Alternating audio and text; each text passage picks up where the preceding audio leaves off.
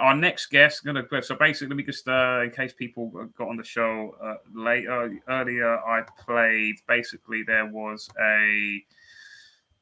where is it? The two ULEZ ones, which seemingly, weirdly, the negative story for the ULEZ person that's been reported. Not seen actually the one of this, but this is the story yesterday in court of this. So let's just play this, and then we'll get on our guest then, who will explain further. A big thank you, first of all, to Heather. What a brilliant victory today we had. The person that ran over Heather in Buckhurst Lane, I hope I got that, Buckhurst Road, was found guilty. And in terms of the court, they said not only was Heather's evidence credible, but it was compelling in terms of the guilty verdict. So now TfL come clean and actually sort out some compensation for Heather, who was out of work for 6 weeks because of one of your operatives who was acting basically out of all control possible. Not only that, we found out today that they already had 6 penalty points on his license. So we'll look forward to the sentencing hearing, where Heather will be putting forward a victim impact statement to express her concern that he's out and about on the roads. He's still driving today as a menace, and that is disgraceful. So TfL, pay up, sort out Heather. And also, we've got Claire here, who was going to be a witness. Sadly, because he didn't turn up, we only had a foreshortened trial. But all I can say is Claire has fantastic evidence to offer about a 6-mile chase to try and stop the guy getting away. He not only hit Heather and ran away, but he tried to flee the scene, and for 6 miles he was hoping to escape onto the M25 and get out of the area completely. But thanks, it has to be said, to Claire for stopping him in his tracks. What a fantastic job that she did, and I'm really sorry that Heather's had to go through all this, through all the pain and agony that she still feels to this day from this idiot, and that's what he is, an idiot who's been going around driving as a menace on our roads. Thank you very much. So that was obviously there's just the next bit there with Claire there, but this is our guest, Councillor, I believe Conservative Councillor Simon. Welcome to the show. How are you?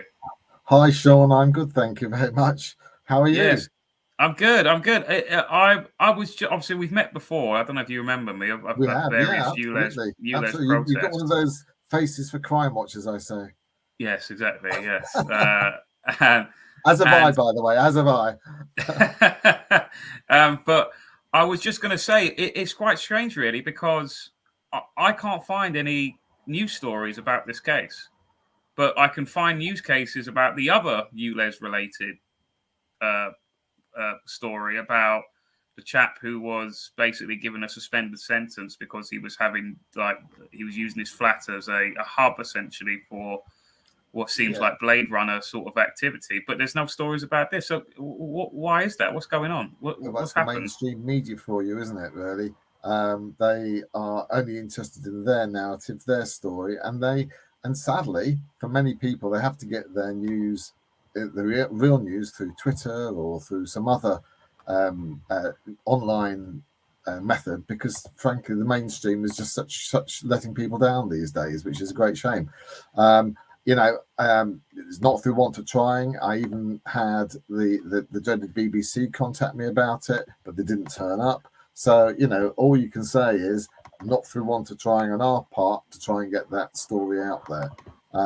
So thank you for picking it up, is what I must say, and for covering this type of story. It's absolutely brilliant. So, but just before we go into this, do you just want to briefly introduce yourself? Yes, Simon? I'm Simon Fawthrop. I'm a councillor in Bromley, and as you know, Bromley is probably the most anti-ULEZ place in the whole of London, really. Residents to this day, you probably don't know this, but residents to this day are still fighting it. And again, that's not in the mainstream media. Every single day, there are residents across Bromley, and actually the whole of outer London, to be fair, who when they hear about a camera being put up, because if ULEZ was so successful, why is Khan determined to put up yet more cameras, yet more infrastructure? It's such a rip-roaring success, isn't it? So he has to then apply to put up a camera and get a license effectively to do it, a permit, a license, whatever you want to call it. And when he does that, he has to publish it. The permit has to be published. So these residents, being very savvy, have cottoned onto it. They look for when the permit's been issued, when they're going to come, and when these people come along to try and install a ULEZ camera, well, lo and behold, they're confronted by some residents who are just standing there protesting. Of course, they have no right to move them out of the way. So inevitably, these extra cameras disappear, and they've not installed on that particular day. But then they'll apply to do it on another day and another day. So all of these people going across Bromley, Bexley, generally out of London, doing this fantastic work. It's absolutely amazing. So, yeah, that's just to give you a flavour of how reviled I think ULEZ is in parts of outer London, because particularly in the rural areas where you've got people possibly with less money than you might have, in some of the more central areas where there's no public transport, they rely on their cars. And just to give you an example, my next door neighbour, but one, she was having physiotherapy every single week, and it was costing her £12.50. An old lady, pensioner, etc., and she was being charged £12.50 a day. So every time she went to that appointment. And this is the sort of thing that we're confronting, which is why it's so reviled and hated around here. I mean, and she couldn't get any money off the scrappage scheme. Eventually she had to get rid of her car and get something else. But but of course now she's even more penniless than she was before. So, that's the sort of thing that's been happening time after time, and it's still continuing. And as I say, if you go to somewhere like Biggin Hill, basically Biggin Hill is a ULEZ-free zone. Because the residents there are determined to keep it free, and they do. Any time there's a permit, they're blocking it. So anyway, let's put it in context. But way back in this time last year, what you actually had was, because Khan hadn't rolled out his camera network, he'd hired these ULEZ vans with cameras on them, camera vans, to go round and snoop on people and try and catch people out and hide around corners to see if they could get a number plate and charge someone £12.50. But again, these fantastic people, because they are not breaking any laws, they'd get a placard and they'd hold the placard in front of the camera. So therefore, effectively, the van became worthless. It was absolutely worthless. And that's how this incident started, because on that particular occasion, there was a group of residents blocking a van, and eventually the van went away. But with the van comes another car full of security guards, because apparently, these are all thugs. These pensioners are all thugs about to go and riot and do whatever else it is. So lo and behold, on this particular occasion, the van disappeared, but the security car behind it then sort of came forward and actually deliberately ran into Heather, who you saw briefly on that film there. Mm-hmm. And this was just in front of the guy. She's probably about a meter and a half, 2 meters away from the car, and it ran into her. She collapsed onto the bonnet with her. Is there any footage of that, Simon? Is there any? There is somewhere. I will see if I can get it sent to you at some stage, because you might be interested in that. Yes, it's out there in social media land somewhere. So I can see if I can get that sent to you. But yeah, I'm just going to have a look for it whilst you're speaking. Interestingly, and then, having sort of knocked her, she then tried to get away and move to the side. And as she was going to the side, the car zoomed off and hit her again. So she got a double whammy from what was a ULEZ security guard. And what speed? I mean, I assume it wasn't like I'm not that I'm trying to. No, it's not 70 miles an hour, but obviously, and I think the first one would have been below 10 miles an hour. But even so, ramming into someone, even at a small speed, when they're not expecting it, they're in front of you, she's an old person, she's not very mobile, and they got her. And then as she tried to get out of the way, they got her again. So, as you can imagine, she's been in a lot of agony for a long time. And, the least that Khan could do these days is actually to apologise to her, because ultimately he's the man at the top of TfL as the organisation. He's the chairman. He should publicly apologise instead of jetting off to New York. Wow. So what's happened then with the I'm just looking at here. Yeah, UFL security contractor found guilty of careless driving. Yeah, bear in mind this would have been about, I think it was round about November last year. The 12th of November was when the original incident was. So you might have some stills from that. You can see some of the bruising and things that Heather suffered. But what you won't see, you might not easily find it, is the video, but it was put online at the time. But I can get that sent to you later. I don't have it to hand at the moment. Yeah, because I only heard about it literally last night, as in the verdict, and then I was just trying to find. I was trying to find news articles about it. I just couldn't find. But I just couldn't find any. Well, interestingly, at the time, it was picked up by ITV. It was picked up by GB News, and I think it was picked up by Talk TV at the time, because obviously it was at the height of the ULEZ coming in and all the rest of it. So the media, the mainstream media, was still interested in it to some extent, but they weren't interested in the follow-up, which is a bit disgraceful, really. Having reported on it in the first place, you'd have thought they'd report on the follow-up. So, obviously, this has been going on. How long has the ULEZ expansion occurred? What was it, last summer? Not the summer just gone, but the one before. Basically, the end of October. Sorry, the end of August, the beginning of September, in last year, 2023. So it's been going just over a year now. Okay. So, obviously, you're quite. I do obviously notice that you've been at these at these protests, etc. What is actually, in your opinion, what is the solution to this? Because from what I've been seeing, I'm not trying to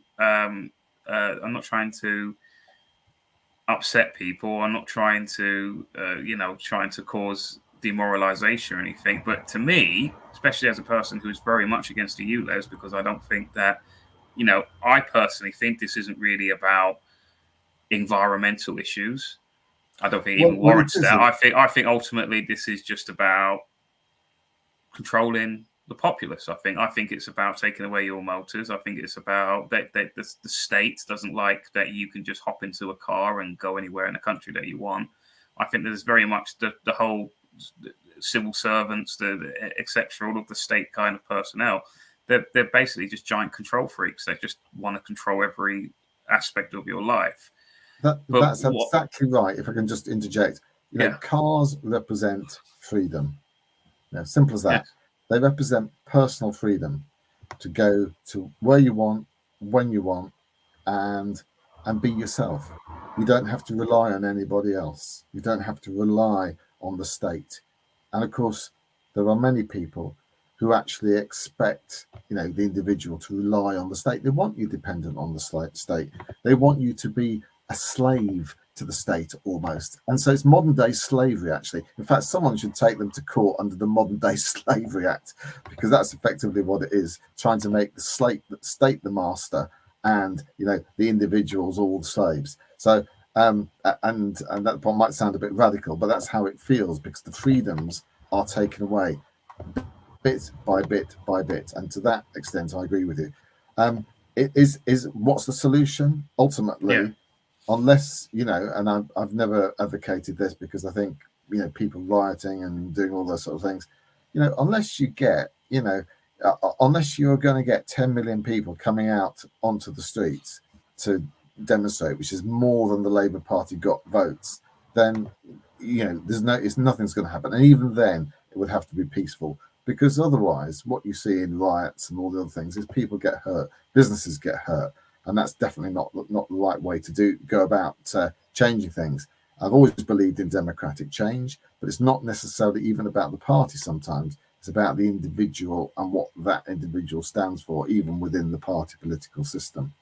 And if you can get the right people elected, then you get the right result. Does that make sense?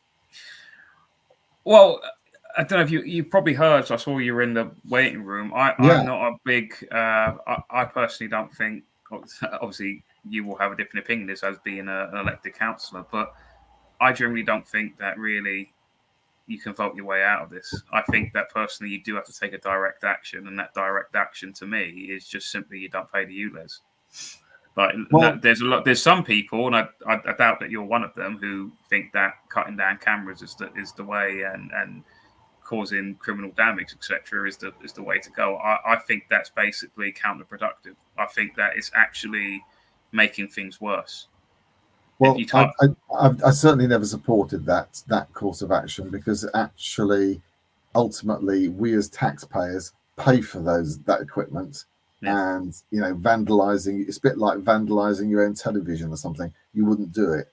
It just doesn't make sense. However, I do understand the frustration of people, particularly when they see that the cameras are destroying their livelihoods, the cameras are destroying their freedoms. I get that, but I still think they're wrong to do it. In terms of direct action or not paying, well, funny enough, there's about, I can't remember what it is, it's over £250 million of unpaid ULEZ penalties. Yes. £250 million. So that says something in itself. Now, some of that, there's always a lag, so that a fine is issued today, and 28 days pass and not everybody's paid it, but in 28 days some of it will be paid, etc., etc. So you've got to be careful on the facts and figures, but it's a lot of money. £250 million, £250 million that is not paid. So I think that there's an element of that, and what you've got to remember is anywhere between 10 and 20% of that is down to foreign registered vehicles.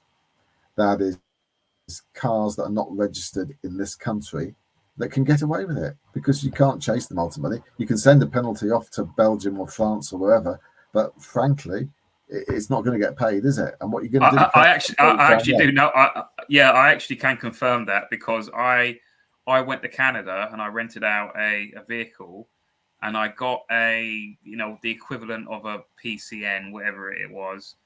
And they were asking me for money, and I just laughed and threw it in the bin. There's nothing they can do about it once you're back in your natural absolutely. country. I mean, I suppose if you come over again, they can. But by the time you come over again, you might have a different car, different registration, and it all starts again. So it's bonkers, and the whole thing is bonkers. If you've got a classic car, a massive gas guzzling classic car, then you're entitled to go and drive that as much as you like. And there are people I know that, because they've got to pay their £12.50, whereas before they would have just done a short journey and it wouldn't have been very polluting.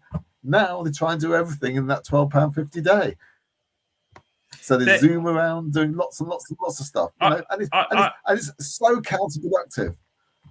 Yeah, I hear rumour that's all right. I hear rumour that it's going to increase as well. Because obviously I've been out of the ULEZ loop for a little bit. I used to be more active in the ULEZ stuff, but I've just fallen away from it. What's the update with this pay per mile and increasing of the ULEZ payment? Has there been any?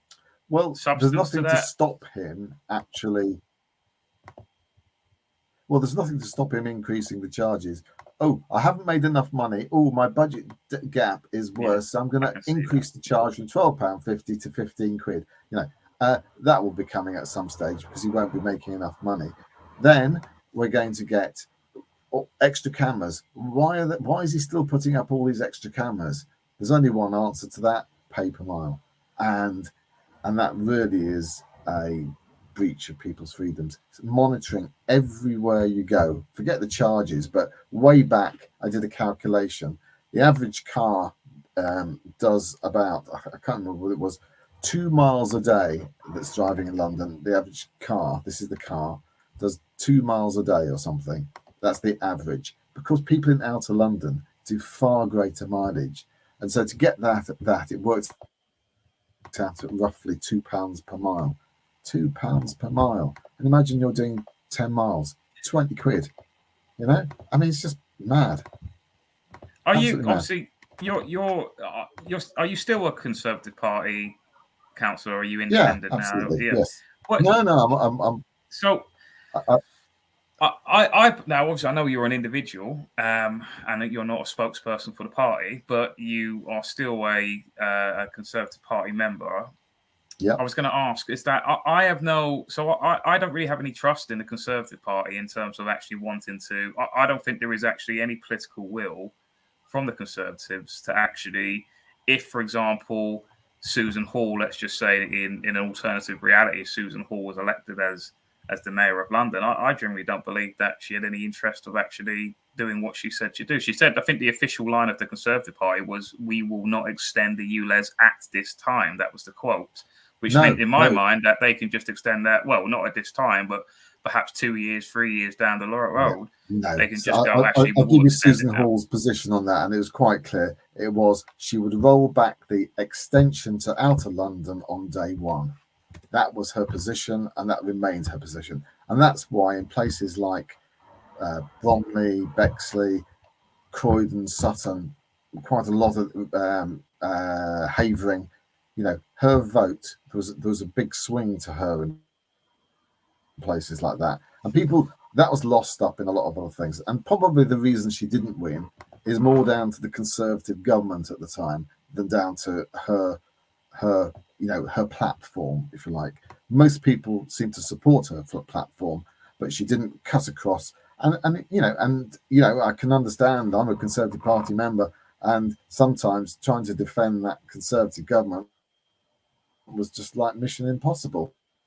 And particularly when they were doing some very, in my opinion, unconservative things, you know, and I could give you a list. And maybe that's where, you know, we've got to learn from that. Ultimately, in politics, you know, there are sometimes chances of an outside chance of some other party doing something. But ultimately, it probably comes down to the two main parties. But it's directing those two main parties to have the right sort of policies. And unfortunately, since William Hague, the Conservative Party hasn't had the right sort of policies, or hasn't been prepared to implement it. But not only that, they've given in to the blob. They've given in to the civil service. And ultimately, you know, the civil service always needs to be reminded that, you know, we are the politicians that make the decision all those years ago. And you know, to the core, I'm the Thatcherite because she had the right sort of policies and understood the direction. She understood freedom, and that was at the heart of everything that she did. And from my perspective, that is exactly how I'd like to see the Conservative Party regain that love for freedom. As I said, I mean, like this. This is one of our viewers now. Like, they've put up this comment, and you know, and I can't help but agree to this. That the Tories didn't reverse the congestion charge that Ken Livingstone brought in. ULEZ is just really an extension of that. I think all parties want to move to this type of taxation for cars. You know, like I mean, correct me if I'm wrong, but wasn't it really that Mayor Boris Johnson laid the framework for the ULEZ, and basically Sadiq Khan, when he was elected in, he just took the body of work that Boris had created, and then he just extended upon that. I mean, why really should people really trust the Conservative Party? I get that. That's certainly the Labour propaganda that's put about. But actually, of course, it was Livingstone that kicked off the work. Now, you know, whatever you think of Boris, I always thought he was a bit lazy, and he just probably signed it off because someone sort of put it under his nose and said, sign that off. You know, I don't think Boris ever did the detail. I don't think he was that sort of person. He relied on other people. That's my own view. His intentions, I think, were always good, but I don't think that he actually did that level of detail. And you're right, you know, and you're right, and people are right to be sceptical. But that doesn't mean there aren't many people within the Conservative Party that wouldn't take that view, that wouldn't take the view that you've got to do what you can to try and reverse the role of socialism. And I'm certainly one of them. I mean, for example, you probably didn't know this, but Bromley Council are the only free speech council in the whole of Great Britain, you know, because what does that mean? What does that mean, though? well, it means that we uphold free speech for our employees. It means we uphold free speech for councillors, because otherwise you end up down this sort of creep of censorship and all the rest of it, which is totally not what we want and not what we believe in. So, you know, there's all these sort of things that parties can do, and where you've got people who are dedicated to it can do. Yes, I mean, there are lots of smaller parties that agree with many of those things. And as I always say to people when they say, well, why don't you join Reform? You sound more like Reform. And I said, well, you know, I've got lots of friends in Reform, and I don't ever think that, you know, friends should work against each other. Friends should try and work together and cooperate. And that's the view I take with all my friends, whether that is Reform or the SDP or wherever. And you know, I've got friends in all of those parties. These are there. I mean, when's your next local elections in Bromley? 2026. 2026. So obviously the general election is just gone. A lot of people don't really have faith in the Conservative Party anymore due to the management under the 14 years that they were in power. Can I just point out that it was actually about 7 years. First 5 years were under a coalition with some Liberal Democrats, and basically Cameron was, in my opinion, was a Liberal Democrat himself. And then you had another 2 years when Theresa May was in charge. You had the general election, and she had to rely on the Ulster Unionists. So it was never. So only 7 years of that were actually Conservative government. And actually, one of the good things that happened under the Conservative government, whether you like it or not, was we had a referendum on Europe, an in-out referendum. No other party could have delivered that other than the Conservatives. Now, that might be the only shining light that you can show, but at least that was in the right direction. Many people wanted that, and many people were pleased about it. So, you know, there are aspects of the Conservative government that were good. And then, of course, we at least managed to get some sort of Brexit over the line. May not have been the best Brexit, not the sort of Brexit that I would have liked, but we got some sort of Brexit over the line, which would never have happened any other way. You know, if we'd had a Labour government.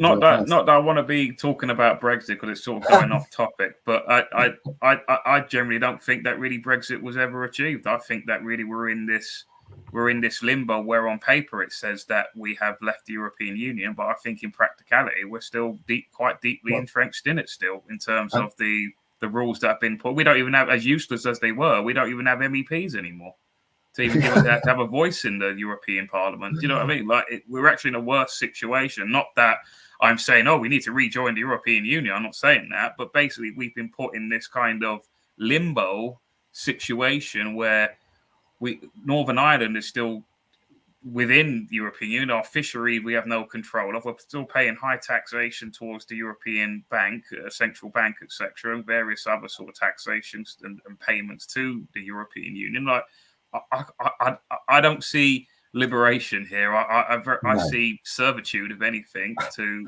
the EU. I'll be a little bit more generous and say there are some legacy arrangements which I'm not happy with, but we are in a position and a trajectory where we can use that path to actually for the better. And some of the things have been good. Some of the trade deals, you know.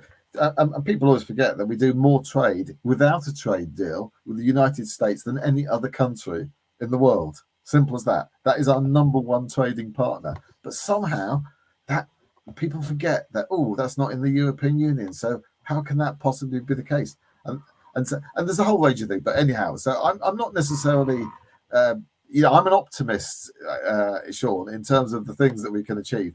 Not everything's been achieved. Yes, I want to achieve more. But, you know, it's early days. So, but going back, I think we want to concentrate on the ULEZ as much as anything.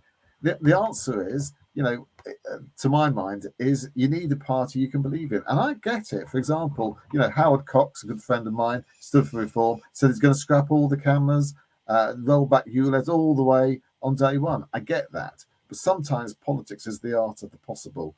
And you've got to also make sure that, to a certain extent, you don't scare the horses in places where, you know, you can't win. And I suspect Susan was trying to do that to try and get a coalition to enable her to actually win the election. but unfortunately, it wasn't broad enough at the time, which is a great shame, because that would have been ideal if it was. So yeah, I get it, and I understand that trust has to be built and it has to be shown at a local level. And I think even your previous chap who was on was talking about, well, yes, the Heritage Party have to demonstrate that they can achieve, and part of that is achieving at a local level, achieving and seeing the Conservatives in action. And I understand there's a lot of trust going back with the British people, and that trust has to be built again, because we did, frankly, let the British people down. We promised the earth and didn't even go in the right direction. I think I always say, if you're on a ship and you're sailing in a certain direction, as long as people know where the destination is and can see that destination, see you're trying to get there. Yes, you'll have storms along the way, etc. But they understand that. But what they don't like is a ship that is not going in any direction and is wiggling and waggling, going forward and backwards and sideways. Then people don't understand it. And I think that's where the Conservative Party lost it, because they weren't trusted in terms of, if you like, the vision thing, the direction. So, Okay. And I always say, people quite often refer to Mrs. Thatcher. I always say, well, look, her trade union legislation wasn't all passed in a day. It didn't all happen at once. It took many years, step by step, to actually get the trade union legislation to where it is today. Okay. And what can people...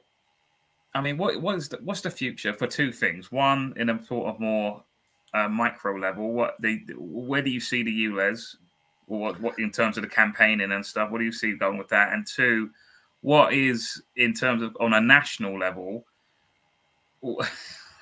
I mean, do you obviously? I know. Obviously, you're on a live feed here. I'm well keyed into the national thing, as you can tell. Party? So repeat that again, Sean. I missed it. So what I'm saying is that because obviously a lot of people have. I'm not a voter at all personally. To me, I don't think that is the solution to. I don't think you can vote your way out of this. I don't think there's a political solution with not the ULEZ I'm talking about as well as the ULEZ, many other things that is going on in this country right now. I think we're very slowly becoming a high authoritarian, tyrannical state at the moment, not just in terms of, well, you're seeing what's happening with Starmer ever since he's got in power, with 2,000 arrests that the state has made, calling them all criminals on the official Home Office Twitter account before they've even stepped into the courtroom, therefore biasing the sort. I do think that there is two-tier justice. What do you first see with the ULEZ campaign? And where do you see this country going in, say, 5 years' time, let's say? Oh, all right. Let me put my Mystic Meg hat on now. First of all, the ULEZ campaign. Actually, it's already been proven. I don't know if I told you this already, but we had a report to Bromley Environment Committee recently that said, let's have a look at the air quality data. And it said, definitely no conclusion that ULEZ has made any difference whatsoever. That was a report to our committee, and it's not a surprise to those of us that knew about this sort of thing. But Simon, sorry to interrupt. What do they actually listen to that though? Because I think that there is a world agenda going on. You're getting all of these local councils in all sorts of countries, and they're all coming up with coincidentally the same idea as everywhere else. These 15-minute neighbourhoods and these, whatever smart cities, whatever you want to call them. We got I don't think they really want to listen to this, Simon.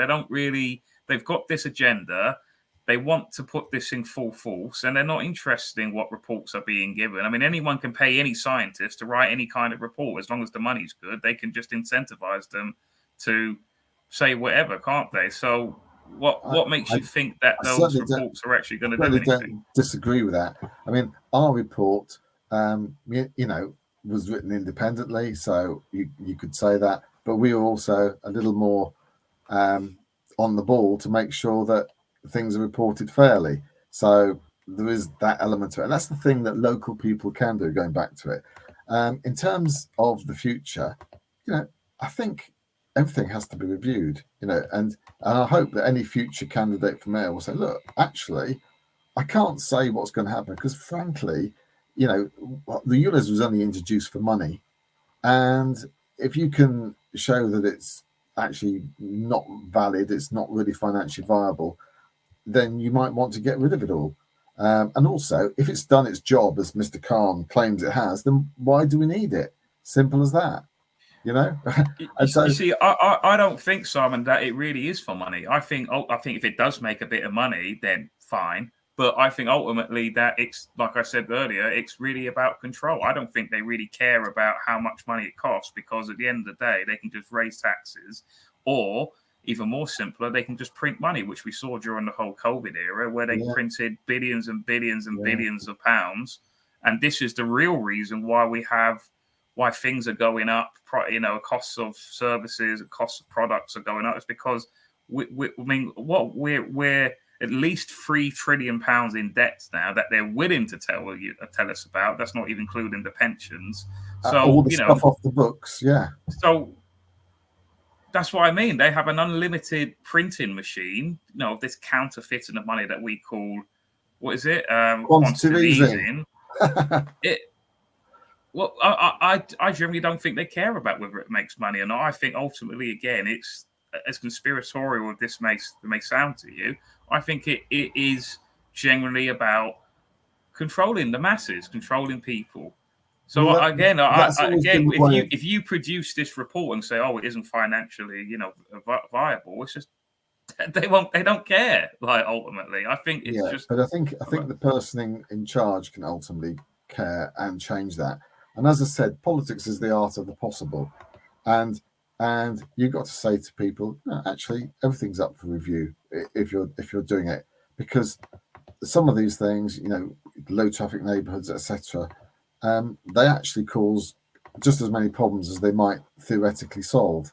And so, you know, to my mind, that's the future. It's about reviewing it. And I actually believe that if you can be positive to people and explain that actually, you know, you have a vision that's just positive, and that actually you want to unburden people from the state, that actually things like 15-minute cities and all the rest of it are sort of irrelevant, and the war on the motorist is real, and that's got to be tackled, then actually, you know, ultimately people will respond, and people always respond to a positive message. You know, I could be doomy and gloomy about it and say, oh, woe is me, Khan is terrible, which is all true, but the fact is, people are more likely to respond to something positive that's going to make them feel good, that make them feel positive. And that's where too many of our opposition MPs of all parties tend to be, oh, this is really, really bad. Actually, forget criticizing them. Tell people the positive things that you're going to do.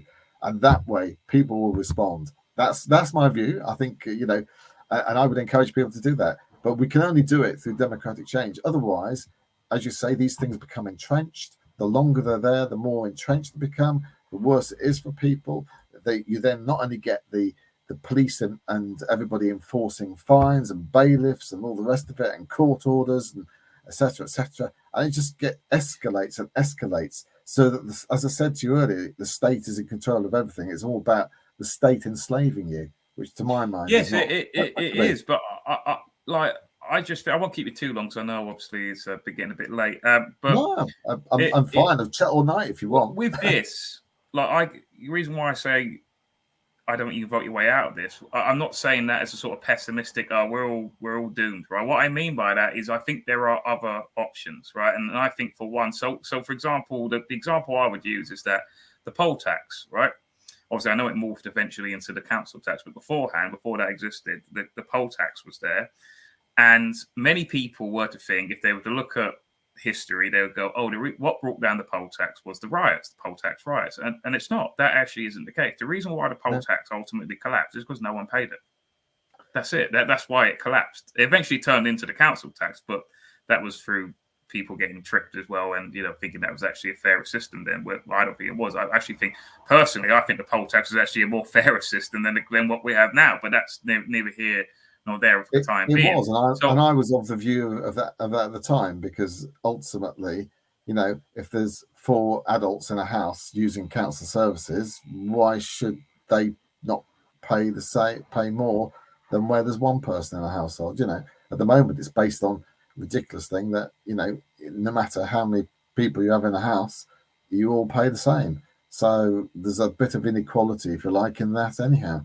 Yeah, so, that was the kind of irony of it, that ironically many socialistic-minded people sort of view, but it actually made it worse. And also, it also created a barrier for rich areas. So now poor people can't go to rich areas because the tax band is too up. But anyway, I don't want to get into that. But we could talk all night, couldn't we? Yeah. So what I'm saying is that I think simply if people just sort of, because we've been kind of conditioned, I think, right, to think that there is this social contract, right? There's a social contract. That's the reason why we pay taxation, because we pay this and we expect then the government, local and national, to do these certain things for us, right? But one, I don't think that there really is a social contract. You can't produce a social contract. Can I see this piece of paper, or can I see this document called the social contract? Where's my signature on it? Have I ever signed it? The answer is no. But even if you do live in that world where you do think that there is a social contract, I think years ago the government, the state has broken those conditions, and therefore we no longer have the obligation to pay taxation. I think that personally, everything that we pay for should come with an opt-out, whether that is national contributions, whether that's income. I mean, look at income tax. Income tax was created to fight the Napoleonic War. Napoleon's been dead for years, for centuries. Why are we still paying income tax? Absolutely. I mean, basically, it's legalized theft. Theft is taxation, but at the same time, and in the spirit of community, I think most of us accept, and generally speaking, that there are things that may not necessarily benefit us at the time that we might want. So, you talk about insurance, for example. We could all have insurance for health instead, and all the rest of it. But what about those that can't afford it? There's all those sort of arguments that that take place. So there's probably is a need for some sort of taxation, but it should be honest taxation. You've got to remember. I don't think there is honest taxation. So that's the problem. Keeping it just to be open on this. I'm very much a libertarian in the sense that there is no such thing as a fair tax. There is no such thing as if you're made to pay it, then as you said, it's just legalized theft. Like there's a metaphoric gun to your head saying that if you don't pay this, we are going to use some kind of force or violence against you and to make you pay it. That's what a mugger does on the street. To me, there's no difference to that. Like there isn't a fair tax. There isn't a what did you say? What was it you said? You said an honourable tax. What was it you said? God knows what I said. That's 2 minutes ago. Who knows what I said 2 minutes ago? But I think what I was talking about is the fact that there are things which people have in common that they want to share. Now, getting people individually together, it might be easier in this day of social media, I don't know, to get together for common good and share things. So, for example, there are companies that will offer, if everybody in your street signs up to the same company for electricity, they'll give you all the discounts, for example. So there are things out there for people, and it is possible, I guess, a bit more in this day and age, but I don't think we're there yet. And this was about the communal good. So actually having people that go around arresting burglars and all the rest of it, that even if we've not been burgled, we probably want that reassurance. And if nobody is obliged to pay for it, then you don't get the service, and you could argue we don't get the service anyhow at the moment, even though we're paying for it, which is a separate story. To my mind, that's where taxation comes in. But in principle, I always say I'm libertarian-ish. I'm not a libertarian, but I'm libertarian-ish in that I agree what you should do is diminish taxation where you can, so that people have more choice over their lives. And this goes back to that freedom thing. I'm a great believer in freedom. It's about allowing people to have more and more choice. And in terms of taxation, it is dishonest. There's so many hidden taxes, from getting a flight to go on holiday to filling up your car with petrol. There's so many hidden taxes that actually it's not honest anymore. It's all hidden because they know, the powers that be know, that when they try to be honest about taxation, actually people don't like it. And then people don't like it when they're dishonest about it. So, actually get your act together, be honest about it. I actually quite liked Nigel Lawson way back in the day. he understood that simplifying taxes is the important thing, so people could understand what they were doing, understand the taxation regime, and actually then you can bring the things down. How inefficient is it to have a tax on insurance? How inefficient is it to have VAT on energy bills? All of these things that are out there, on certain goods, certain foods and things that you have VAT on. Why is it that we have that? Because it just, to my mind, it's just hiding the fact that people can't make that choice, and it's preventing people from making that choice. And I agree with it, but I'd like to see it simplified. But to simplify it, you've got to start, but unfortunately, by probably increasing general taxation one way. So you increase income tax, so people can see what the true cost of their tax is. It's probably not 20% as they try to claim it is at the moment. It's probably somewhere nearer 30%, 33%. That's what your real taxation is, because of all the hidden taxes. And then when you see the scale of the problem, then you can begin to tackle it. That's my approach to life. So I think we've really gone off the corking points, but it's been quite interesting listening. It's one of the viewers. I don't think they're. We need to. Kirsty Jackson says we need to dissolve the whole system. They are so corrupt, tyrannical, fraudulent, treasonous criminals. No ifs or buts. Well, I can tell him I'm not. I don't think you've won over Kirsty Jackson. I don't think. But on that particular one, but look.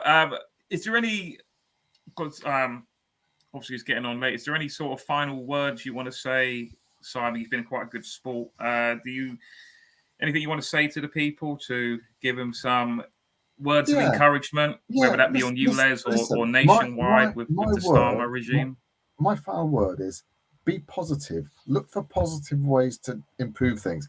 Forget parties and all the rest of it. Look for positivity. Look for how you can make a positive difference. Look for how other people can make a positive difference, because fundamentally that's what will get us out of many of the holes that we're in. At the moment, it's all negative, and it's also we're in a system where everybody says gimme, gimme, gimme, and the problem is that politicians can't resist saying, oh, you want sweeties, oh, here's some sweeties, and they forget that ultimately someone else has to pay for those sweeties, and so let's be positive and look for ways in which we can improve things, but we can do it legitimately without hurting people, because ultimately, we don't really want people physically hurt in any way at all. That's my sort of bottom line in the way I approach things. So, positivity. Let's be positive.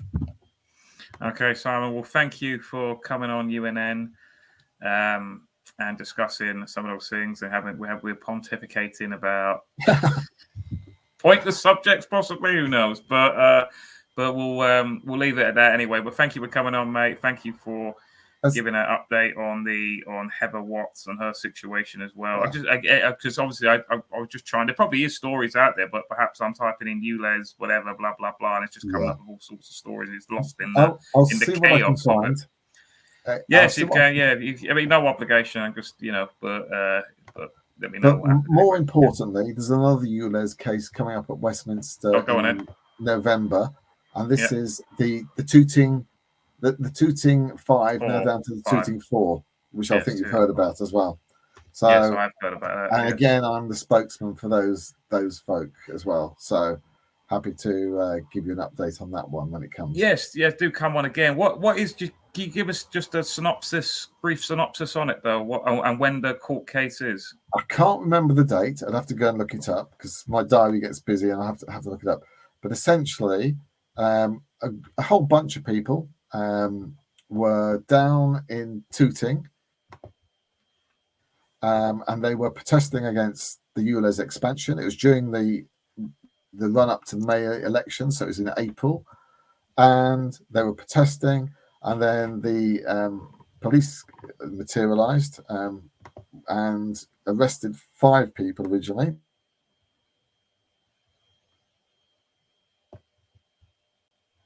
Now down to 4. They were accused of, trying to intimidate Sadiq Khan. Well, as you can imagine, those individuals said, well, what evidence have you got for this? And why doesn't Mr. Khan come as a witness? So we wait to see if Khan is a witness in this case or not. I suspect he won't be. No, And I'd be very surprised. given the situation, hopefully the charges will all be dropped. And I say that because, you know, the court gave, and this is no big secret, the court gave a duty on the Crown Prosecution Service to provide their disclosure by the 6th of September. And to date, they haven't even bothered to do that. So they haven't disclosed the so-called case against them. And it's interesting because in court, they were going, oh, we interviewed them under caution and all the rest of it. Well, none of them were interviewed, you know. So there's a whole range of things that are fundamentally wrong. And, you know, hopefully that will be kicked out. But if not, we look forward to the case and being able to present evidence to prove that, you know, these people were not intimidating Khan. In fact, it wasn't even anywhere near. Although his house was on that road, he was elsewhere. So how could they have intimidated him? They haven't said he's intimidating anybody else. I'm probably giving too much away, but that's basically the position at the moment. So, and who are these for? Is it a kind of well-known people in the ULEZ movement? Yeah. So, for example, Nick Arlett is one of them. You might know Nick. He's been on this show before. Yeah. Yeah. So you got Nick, you've got Ali, you've got Lloyd, and you've got Martin Whitehead. So those four. I think I know. Yeah. I mean, two of them. Anyway, and I can send you information on that as well. Oh, yeah, I'll find that. I've already read it, but I just forget because it was a bit of a while ago. I think was that the one where someone left a caravan outside? No, that's another issue. Nobody was charged for that one. They even left, you know, bless them. They even left a speedboat outside Keir Starmer's house with no ULEZ on it. You know, some of the things that they get up to are fantastic, and they did the carnaloo, of course, as well, and all that sort of stuff. So yeah, there's some hijinks going on, all in good humour and all legal. That's the great thing about them. They've been doing all the right sort of legal things. When roughly is that case? The 2-in-4-1? It's in November sometime. I can't. I haven't got the date in the top of my head because I didn't know we were going to talk about that tonight. Yeah, I think you know. Actual coverage. He's in the chat now, so he'd probably be going to that. I would imagine. Siraj, his name is. He might be going to that. I imagine to report on it. He usually got a live stream camera. Okay, cool. Well, Simon, thank you for coming on the show. It's been good chatting with you on certain topics. But I'm gonna let you go, and hopefully you can come on again. We'll have a more of a conversation. Yeah. Cheers, Sean, and thank you very much for having me. And I will look forward to that, particularly, probably, if not before, maybe in November when we've heard from the ULEZ case. Okay, thank you, man. Take care, yeah, and have a good night. And you, take care. Take care. And you too. Cheers. Bye-bye. That was Councillor Simon. Is it Fawthrop? I think I've actually asked him to for that. But he's obviously been at many ULEZ events. He's usually there. You know, I know obviously people are asking a lot of questions there in the chat, but, you know, we've only got so much time to fit in all of those sort of questions. Maybe, you know, obviously in the future we're trying to keep on topic as much as possible. But it's always interesting getting especially from one of the big parties and hearing their views on certain subjects. But anyway, guys, I'm going to head off because obviously it's been way past my bedtime. It's half an hour over, but that's fine. Guys, I'm going to head off. I don't know who's the 400 lemons on D Live from. Is it Decon? Can't even say it. That name basically. If they want to get in their song request, we're going to head off. Thank you guys for watching. David Clues is back tomorrow. The Emperor, he's back tomorrow on the show. Since then, I'll tell you what, until that individual is choosing their song request, once it is, I will just go through some what David has been putting up on the UNN accounts. And I'm going to head off after this.